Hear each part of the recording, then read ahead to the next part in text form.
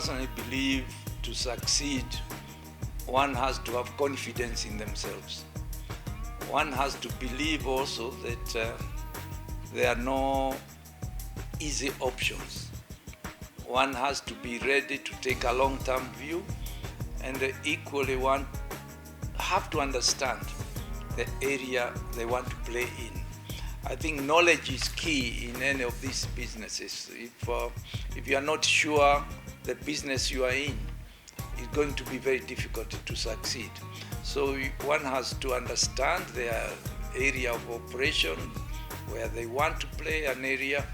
In business, they must study who else in that space, what are they doing right and what they are doing wrong, and what is the gap, so that you know where you are going to fill the gap. Why are you going into that space? And you don't do business just because you've seen your colleague into the same business. You don't imitate, because if you imitate, you cannot duplicate. You have to have confidence in what you do and go ahead and execute it. I tell you, it has been my life dream. I've always felt I would like to be my own boss, and that was my guiding principle in life.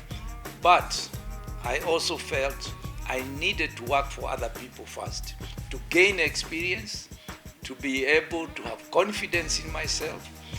And it took me a long time to eventually say I finished my employment career, and now I become an entrepreneur, investor.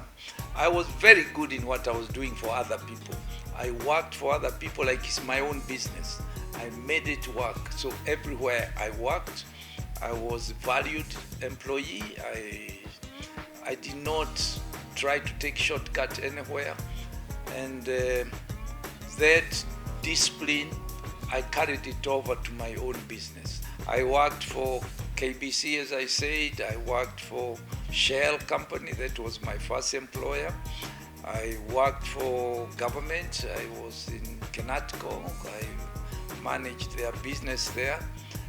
And after that, I decided I've gained knowledge in public. I've gained knowledge in working for private companies, because I also worked for a company known as Sterling Drug. Americans are very disciplined in what they do. Americans focus on results. You have to produce results. If you produce results, they pay you what you want. But they have no room for non-performers. And it's a very, very good, very harsh discipline, by the way. So I gained both sides of the experiences, and really it was the most valuable experience. You know, capital, if you have a good idea, you can figure out somebody to lend you money. I think idea is more bankable than cash itself, because all the banks in the country, they want to work with something that is successful, something that succeeds. And I was lucky. I found banks that listened to me.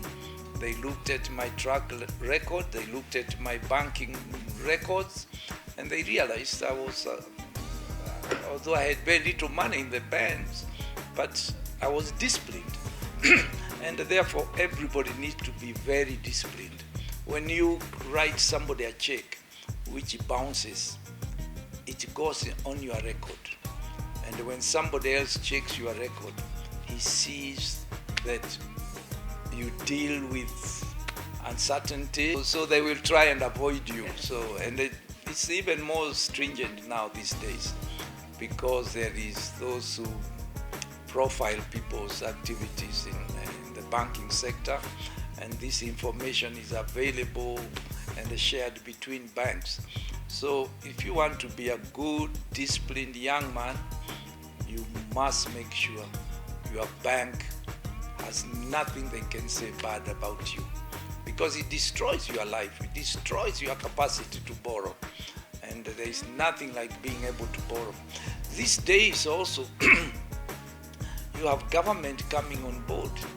You have the Wealth Fund, you have Women Fund, you have many sectors where government is trying to support the youth. And I feel for a youth with good idea, it is very possible to get funding, and the rest is in your own hands. Yes.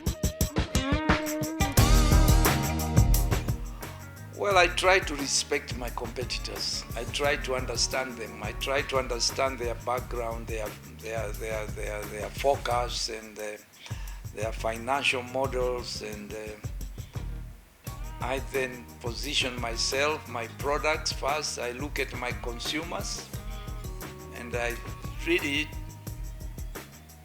believe personally that the consumer is the boss. The consumer will glorify you, will buy your products, or he will never buy your product. Why? If you give a consumer something less the value they believe they are purchasing from you, they will not come back. My manufacturing plant at Hako Industries, we call it the home of quality. We produce the best. I will never sell anything shoddy for money. And a lot of ladies use my products. I have Palmer's oil for your beautiful body. I have TCB, I have Motion, I have Black Silk, I have Miadi. These are all focused on ladies' needs for their hair and their bodies. I mean, women are the best consumers you can link up with. I think you care, you are more detailed than men. There are men who never buy one cosmetic item. We try to do lotions for men, we try to do all manner of things, but you find men are not the shoppers. Sometimes the wife will buy for the husband something, but ladies are, they're the best. They're the best shoppers, and I stay with them. Again, the children is another sector that, if you have chocolate, which I have, children love chocolates, they love other things. I make Coca-Cola, I make Fanta, I make Sprite.